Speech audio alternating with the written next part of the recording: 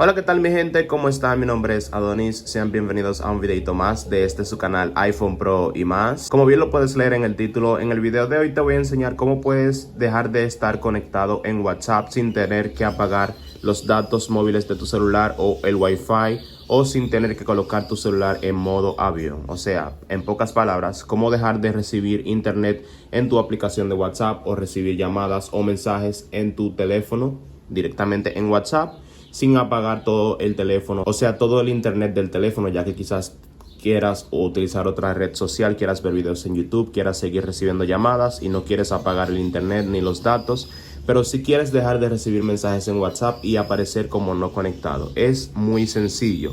Lo único que vamos a hacer es vamos a entrar a WhatsApp. Estando aquí dentro de WhatsApp, vamos a ir aquí a configuración y luego vamos a ir aquí a donde dice almacenamiento y datos. Luego, estando aquí, vamos a ver esta opción que dice proxy. Vamos a darle aquí y le vamos a dar a donde dice configurar proxy.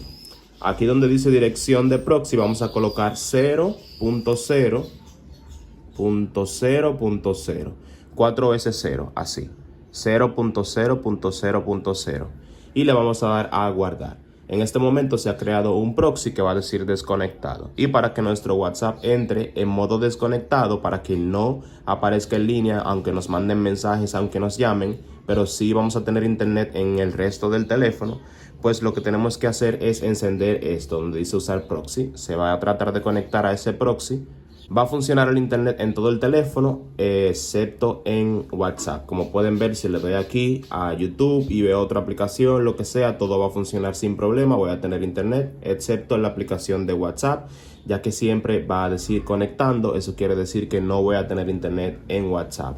Y si quiero ya desactivar esto, pues vuelvo a configuración y le doy a dejar de usar el proxy, e inmediatamente voy a volver a tener internet y todo va a funcionar normal en mi WhatsApp y voy a empezar a recibir mensajes. Como puedes ver, empecé a recibir un mensaje más y todo esto. Así que nada, chicos, esto ha sido todo. Espero que te haya servido este pequeño y fácil tutorial de cómo apagar el internet solamente a la aplicación WhatsApp.